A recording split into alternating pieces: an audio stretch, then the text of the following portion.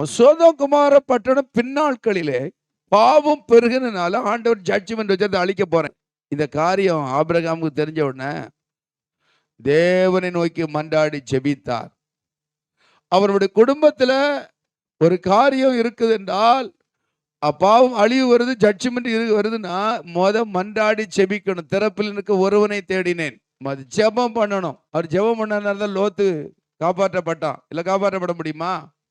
சான்ஸே கிடையாது. அப்போ பாவம் பெருகி இருக்கிற இடத்துல சாபம் பெருகி இருந்தாலும், ஒரு தனிநபரா இருந்தாலும் பரிந்து பேசி ஜெபிக்கலா இருக்கும் பொழுது கர்த்தர் அங்க இறங்குவார்.